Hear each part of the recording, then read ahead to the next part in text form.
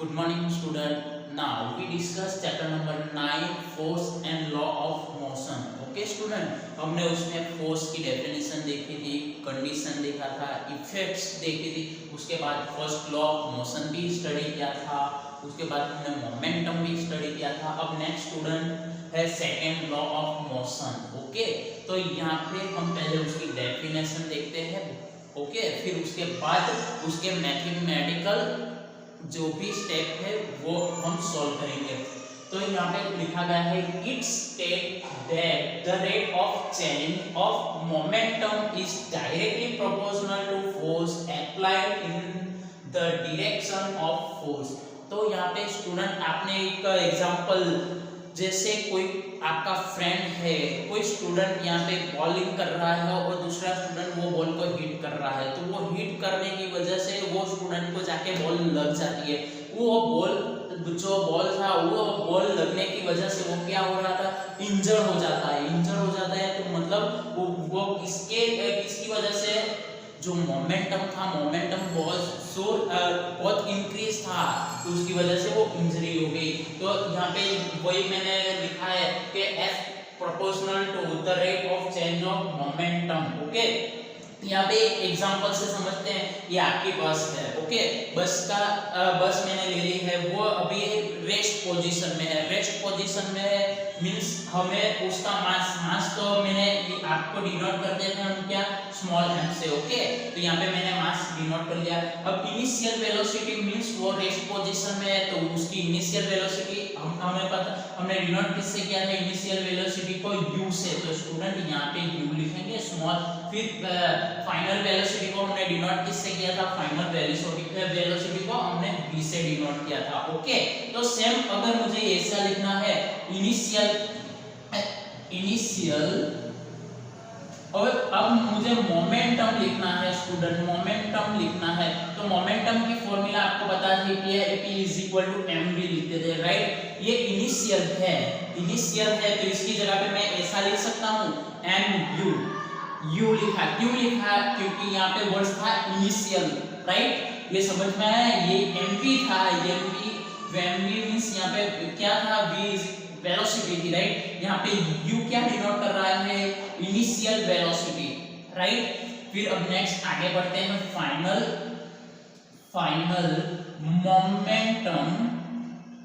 Final momentum is equal to, अब student क्या लिखेंगे, फाइनल मोमेंटम के लिए हमने v यूज किया था, तो यहाँ पे mv. ओके, तो अब जो आपकी डेफिनेशन बोली गई है, f directly proportional to the rate of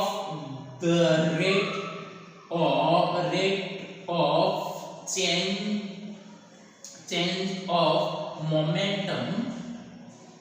okay, अब तो हमने जो मोशन, इसके आगे की चैप्टर नंबर 8 में मोशन हमने क्या किसकी फॉर्मूला देखी थी, the rate of change of velocity. तो स्टूडेंट वहां पे क्या लिखा था, एक्सीलरेशन A = हमने लिखा था v - u / t. Okay, right. यहाँ पे क्या था, the rate of change of velocity थी. ओके, यहाँ पे अब क्या लिखना है हमें, the rate of change of momentum लिखना है. तो स्टूडेंट इसकी जगह पे मैं ऐसा लिख सकता हूँ F प्रोपोर्शनल टू, अब यहाँ पे क्या है, मोमेंटम मींस इसमें से ये माइनस कर दूंगा, तो mv - mu. कौन सा टाइम, तो यहाँ पे टाइम दिया गया है t. ओके, तो स्टूडेंट यहाँ से कॉमन क्या निकल रहा है, तो F डायरेक्टली प्रोपोर्शनल टू, यहाँ से m कॉमन निकलेगा, तो बाकी क्या है, v - u / t. Okay, right. अब f proportional to m bracket v - u / 2. Student आपको पता है v - u / t किसकी फॉर्मूला है, एक्सीलरेशन. ओके, तो यहाँ पे वैल्यू पुट करेंगे f proportional to ma. Okay, अब स्टूडेंट यहाँ पे देखना है, अब यहाँ पे प्रोपोर्शनल टू दूर करने के लिए हमें क्या पुट करना पड़ता है, कांस्टेंट. तो कांस्टेंट यहाँ पे पुट करेंगे, तो F = kma. स्टूडेंट यहाँ पे k की वैल्यू में k = 1 ले लूंगा, तो यहाँ पे क्या मिलेगा, F = ma. यहाँ पे लिखूंगा therefore k = 1. अगर k की वैल्यू मैंने 1 पुट की है, तो F = ma. ये हमारा क्या होगा, सेकंड लॉ ऑफ मोशन. तो यहाँ पे स्टूडेंट एम तो हमें पता है क्या है, मास है, ए क्या है, एक्सीलरेशन। वो इन दोनों का प्रोडक्ट निकालेंगे तो फोर्स निकल के आए, वो हमारा सेकेंड लॉ ऑफ मोशन है। ओके स्टूडेंट, अब कई बच्चों के मन में हो रहा है कि सर यहाँ पे k = 1 क्यों वैल्यू पुट की है। ओके, तो वो समझ लेते हैं क्यों वैसा पुट किया है यहाँ पे। तो देखो स्टूडेंट, यहाँ पे अब मैंने लिखा है F = KMA। ओके, यहाँ पे m आपको क्या डिनोट कर रहा है, मास। तो मास में 1 किलोग्राम ले रहा हूँ। ओके, मास। फिर उसके बाद फोर्स भी मैं कितना अप्लाई कर रहा हूँ, 1 न्यूटन ही अप्लाई करूंगा। ओके, अब एक्सेलरेशन कितना है, 1 मीटर पर स्क्वायर ही है। अब इसमें वैल्यू पुट करूंगा तो देखो k की वैल्यू कितनी मिल रही है। तो F = 1 न्यूटन था, k वैसे ही है कांस्टेंट, m 1 kg है, फिर एक्सीलरेशन भी 1 kg है, तो 1 = 1 × 1 हो जाएगा स्टूडेंट। 1 को 1 से डिवाइड करेंगे तो 1 आएगा, तो k की वैल्यू क्या आई, 1 ही मिली हमें, इसलिए हमने k की जगह पे 1 पुट किया था। ओके स्टूडेंट, ये मोस्ट आईएमपी क्वेश्चन है, एग्जाम में भी पूछा जाता है ये क्वेश्चन। ओके, तो इसे पहले ध्यान से आपको लिख लेना है, उसके बाद क्या करना है, ये मैथमेटिकल स्टेप भी नोट डाउन कर लेना है। ओके, नाउ स्टूडेंट, अब कितने कंक्लूजन मिलते हैं वो हम देख लेते हैं। तो यहाँ पे देखो मैंने फिगर 1, फिगर नंबर 2 और फिगर नंबर 3 ड्रॉ की है स्टूडेंट। ओके, तो यहाँ पे देखो ये दो बॉल ले लिए हैं मैंने, दोनों सेम मास है, m = 5 kg, m = 5 kg। Okay, अब यहाँ पे देखो मैं फोर्स अप्लाई कर रहा हूँ, फोर्स कहाँ से, इस साइड से अप्लाई करूंगा, यहाँ पे 10 न्यूटन अप्लाई करूंगा, नहीं यहाँ पे 100 न्यूटन अप्लाई करूंगा। ओके, देखो अब क्या हो रहा है, तो यहाँ पे जैसे मैंने 10 न्यूटन अप्लाई किया तो वो अपनी क्या करेगा, अपनी जगह रेस्ट में था, वो क्या करेगा, मोशन में जाएगा। मोशन में जाएगा मींस एक्सीलरेशन चेंज होगा। तो यहाँ पे देखो ये जितना बल कम लगाएंगे उतना एक्सीलरेशन कम होगा, जितना बल ज्यादा लगाएंगे उतना ही एक्सीलरेशन ज्यादा होगा। वो हमने मोशन यूनिट में देखा था। ओके, तो यहाँ पे देखो 10 न्यूटन अप्लाई हो रहा है, दोनों की मास की कैसे इक्वल है, पर यहाँ पे क्या डिफरेंट है, दोनों पे फोर्स अलग अलग डिफरेंट लग रहा है। यहाँ पे 10 न्यूटन अप्लाई हुआ है, यहाँ पे 100 न्यूटन अप्लाई हुआ है। तो यहाँ से हमें क्या कंक्लूजन मिल रहा है स्टूडेंट, हम जैसे ही फोर्स ज्यादा करेंगे, force directly proportional to a acceleration. Okay, जैसे ही हम फोर्स ज्यादा करेंगे एक्सीलरेशन ज्यादा हो जाएगी, इंक्रीज हो जाएगी। जैसे ही हम फोर्स डाउन करेंगे तो ये वेलोसिटी जो एक्सीलरेशन है वो भी डाउन हो जाएगा। ओके, तो फर्स्ट जो हमारी फिगर थी उसमें से हमें ये कंक्लूजन मिला कि F directly proportional to A। और सेकंड फिगर मैंने दो स्टूडेंट ड्रॉ किया है, जैसे मेरी इससे फिगर बनी वैसे मैंने ड्रॉ कर दिया है। ओके, तो यहाँ पे देखो, यहाँ पे एक ट्रॉली है, यहाँ पे दो ट्रॉली है, इस पे भी चीज रखी है, इस पे भी चीज रखी है। अब कोई स्टूडेंट इसे खींच रहा है, देखो एक ट्रॉली है तो वो आसानी से खींच लेगा, दो ट्रॉली लग जाएगी तो वो क्या थोड़ी जोर ज्यादा लगाएगा। तो यहाँ पे क्या मिला, जो ये है मास मींस वजन, यहाँ पे वजनदार जो चीज है उसको खींचने के लिए फोर्स यहाँ पे कम लग रहा है, क्योंकि यहाँ पे एक ही ट्रॉली थी। यहाँ पे देखो मास ज्यादा हो, इसका भी, ये फर्स्ट ट्रॉली का मास, ये सेकंड ट्रॉली का मास, मतलब दो ट्रॉली का मास हो गया। तो अब क्या हमें फोर्स ज्यादा लगेगा, मींस ये भी, इससे भी हमें क्या कंक्लूजन मिलता है कि F proportional to M, right. जैसे ही मास कम होगा तो क्या हो जाएगा, फोर्स भी कम अप्लाई करना पड़ेगा। जैसे ही मास ज्यादा हो जाएगा वैसे ही हमें फोर्स भी क्या ज्यादा अप्लाई करना पड़ेगा। मींस जैसे मास को हम इंक्रीज करेंगे वैसे फोर्स भी हमें इंक्रीज करना होगा। ओके, तो ये दोनों फिगर पे से ये हमें समझ में आ जाता है कि F proportional to M।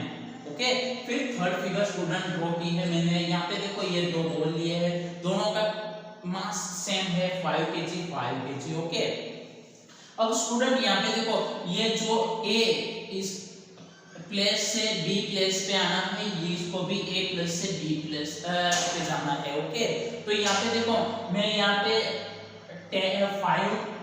5 Newton apply करूंगा, यहाँ पे 10 न्यूटन अप्लाई करूंगा। देखो यहाँ पे डिफरेंट क्या, मैंने फोर्स ही डिफरेंट किया है। ओके, तो यहाँ पे देखो जैसे ही मैंने फोर्स 5 न्यूटन अप्लाई किया तो वो अपनी पोजीशन चेंज करके यहाँ पे आ जाएगी। कितने टाइम लगा उसको, 5 सेकेंड।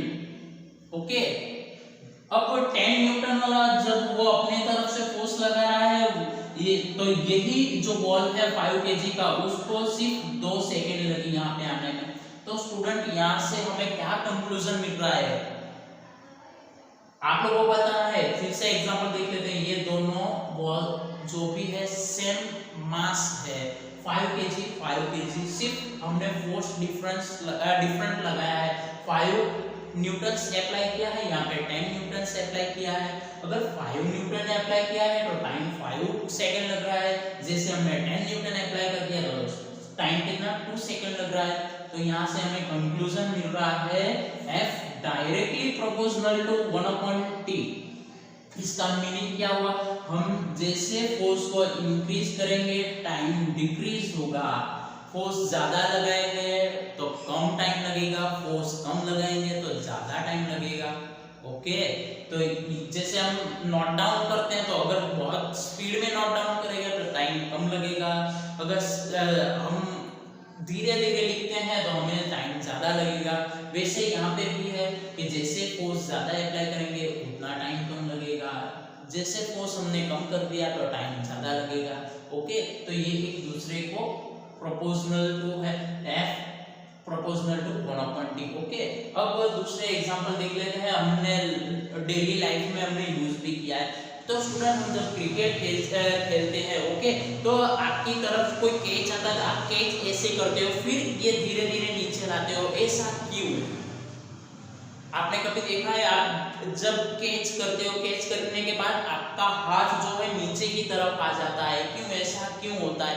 क्योंकि वहां पे भी second law of motion apply होता है, वहां पे फोर्स अप्लाई और फोर्स अप्लाई होने की वजह से आपका क्या हुआ, फोर्स की जो मोमेंटम होती है वो कम हो जाती है, उसकी वजह से हमारा हाथ पीछे की तरफ आ जाता है। ओके, तो सेम दूसरा एग्जांपल ले लेते हैं। जो चाय पीते हैं उसकी रकाबी स्टूडेंट, अगर हमने रकाबी में चाय पी रहे हैं, चाय पीते वो हमसे स्लिप हो गई तो वो नीचे गिर जाएगी तो फूट जाएगी। वही अगर हम चाय पी रहे हैं, वही रकाबी अगर आपके गद्दे पे गिर जाए तो वो फूटेगी नहीं। ऐसा क्यों हो रहा है? क्योंकि स्टूडेंट क्या हो रहा है यहाँ पे, जैसे हम रकाबी छूट रही है नीचे तो वो डायरेक्ट नीचे गिर रही है, उसकी एक्सीलरेशन ज्यादा है तो तुरंत नीचे चली गई और वहां पे गिरने की वजह से टूट गई। नहीं, यहाँ पे जब फर्श पे गिरी तो टूट गई, जब गद्दे पे गिर रही है तो क्या हो रहा है स्टूडेंट, वो जो गद्दे का स्प्रिंग वाला गद्दा होता है, नहीं तो जो नॉर्मल रो वाला होता है, उसकी वजह से उसकी एक्सीलरेशन में कम हो जाती है, उसकी वजह से वहां पे वो टूटने की संभावना बहुत कम हो जाती है। ओके, वहां पे भी second law of motion apply होता है। तो स्टूडेंट ये उसके एग्जांपल थे, ये एग्जांपल हमने देख लिया है, डेली लाइफ में जो यूज था वो भी हमने देख लिया। अब नेक्स्ट टॉपिक है और इस यूनिट का लास्ट टॉपिक है third law of motion. Okay, तो अब नेक्स्ट टॉपिक पे जाते हैं। Next topic third law of motion. Student ये डेली लाइफ में हम यूज करते हैं।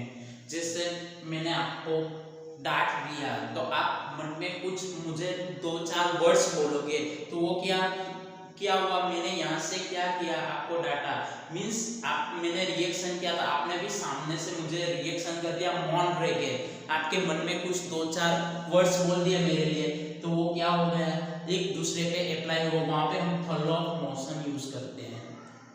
Okay, third law of motion हम डेली लाइफ में हर जगह करते हैं स्टूडेंट, आपको पता नहीं होती है। आपके स्टूडेंट, आप बेंचेस पे बैठे हो स्टूडेंट, राइट, यहाँ पे 3 स्टूडेंट बैठे हैं, तो एक स्टूडेंट दूसरे स्टूडेंट को क्या कर रहा है, चिमटी मार रहा है, तो चिमटी मारने का ये एक्शन हुआ, तो उसकी वजह से दूसरा स्टूडेंट क्या होगा, अपनी एक्शन करेगा, मतलब वो उसको चिमटी लगने की वजह से वो ऊपर हो जाएगा। तो यहाँ पे भी कौन सा लॉ यूज हुआ, third law of motion. Okay, उसकी डेफिनेशन समझ लेते हैं student. It states that if a body exerts a force on the second body exerts a force that is equal in a magnitude and opposite in a direction. तो student यहाँ पे क्या बोला गया है कि फर्स्ट बॉडी जो force exert कर रही है वो जो सेकंड बॉडी है वो भी एक्सर्ट करके इक्वल मैग्नीट्यूड लगाएगा, means equal force opposite direction में करेगा। यहाँ पे फॉर एग्जांपल से समझ लेते हैं, ये एक बॉक्स ले लिया मैंने, राइट। यहाँ से मैं अगर इस पे 50 न्यूटन यहाँ पे अप्लाई कर रहा हूँ तो स्टूडेंट ये बॉक्स भी इस साइड कितना न्यूटन फोर्स लगाएगा, 50 न्यूटन। तो यहाँ पे थर्ड लॉ ऑफ मोशन यही है स्टूडेंट कि कोई भी चीज जिस पे भी हम फोर्स लगा रहे हैं वो भी हमें फोर्स लगा रहा है। स्टूडेंट आप यहाँ पे खड़े हो, यहाँ पे खड़े होने की वजह क्यों है कि यहाँ पे क्योंकि जो एटमॉस्फेयर है, एटमॉस्फेयर भी हमें प्रेशर करता है, फोर्स लगाता है और हमारा बॉडी भी फोर्स लगाता है, उसकी वजह से हम यहाँ पे नहीं, तो जो एटमॉस्फेयर का फोर्स है उसकी वजह से हमें दब जाना चाहिए। बट क्या होता है, जो हमारा बॉडी है वो भी यहाँ अंदर से प्रेशर करता है, फोर्स लगाता है और एटमॉस्फेयर भी फोर्स लगाता है, इसकी वजह से हम यहाँ पे खड़े भी रह सकते हैं, हमारी बॉडी दबती नहीं है। ओके, तो यहाँ अब सिंपल वर्ड्स में यहाँ पे लिखा है every action has an equal and opposite reaction. Means क्या थर्ड लॉ ऑफ मोशन क्या कर रहा है कि every action has a equal, अगर इक्वल मींस सेम होगा एक्शन, और क्या होगी उसकी डायरेक्शन क्या होगी, अपोजिट होगी। कोई स्टूडेंट इस साइड से फोर्स कर रहा है तो वो चीज इसको इस साइड से प्रेस करेगी, फोर्स करेगी। ओके, ये हमारा थर्ड लॉ ऑफ मोशन था। स्टूडेंट फॉर एग्जांपल से समझ लेते हैं कि आज यहाँ पे मैं चल सकता हूँ, इसकी वजह भी है थर्ड लॉ ऑफ मोशन। तो यहाँ पे स्टूडेंट मैं फिगर ड्रॉ कर रहा हूँ, देखो यहाँ पे मैं फिगर ड्रॉ कर रहा हूँ। ओके, ये रोड है, यहाँ पे मैं चल रहा हूँ, मींस क्या कर रहा हूँ, यहाँ पे मैं चलूंगा। ओके, यहाँ पे फिगर ड्रॉ कर लेता हूँ। तो देखो स्टूडेंट क्या कर रहा हूँ, मैं यहाँ पे चलने की कोशिश करूंगा तो मैं किस तरफ प्रेशर करूंगा, तो रोड पे पीछे की तरफ प्रेशर करूंगा तो रोड में मुझे क्या करेगा, उसकी ऑपोजिट प्रेशर करेगा, उसकी वजह से हम चल पाते हैं। देखो रोड जब भी हम चलने की कोशिश करते हैं तो देखो हमारा पाँव आगे वाला उठ जाता है और पीछे प्रेस करता है, पीछे की वजह से वो जो हमारा रोड है वो आगे की तरफ फोर्स करेगा, उसकी वजह से हम चल सकते हैं। राइट स्टूडेंट, आप बोट में बैठे होंगे, जब जंप करते हो उतरते हो उस बोट से, तो जंप करते हो तो क्या होती है, बोट थोड़ी पीछे हो जाती है। क्यों ऐसा होता है, तो वहां पे बोट आपने जब जंप किया तो आपको जो फोर्स लगा वो पीछे की तरफ लगा, तो उसकी वजह से आप आगे कूद पाए।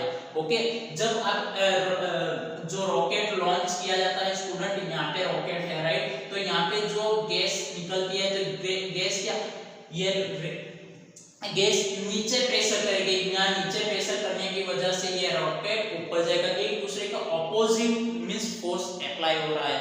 ओके स्टूडेंट, तो यहाँ पे सिंपल सा थर्ड लॉ ऑफ मोशन हमारा था, तो वो हमने देख लिया। मींस स्टूडेंट ये वर्ड्स आप डेफिनेशन में ये भी लिख दोगे तो भी चलेगा कि every action has an equal and opposite reaction. Okay, उसमें दो टॉपिक है, दो पॉइंट्स थे, force exert by the first body is action, और दूसरा था force exert by second body is reaction. ये फर्स्ट बॉडी जो एक्शन करेगी उसी बेस पे सेकंड बॉडी क्या करेगी, रिएक्शन करेगी। स्टूडेंट यहाँ पे मैंने बॉक्स लिया था, बॉक्स पे फर्स्ट मैंने क्या किया, यहाँ से एक्शन किया, एक्शन में क्या किया, 50 न्यूटन्स अप्लाई किया, तो क्या किया, फोर्स ने भी रिएक्शन दिया, मुझे रिएक्शन दिया कितना न्यूटन का, 50 न्यूटन का। उसकी वजह से जो बॉक्स था वहीं पे रहेगा, और यहाँ पे देखो दोनों सेम अप्लाई हो रहे हैं, मींस यहाँ पे एक्शन भी हो रहा है और रिएक्शन भी हो रहा है।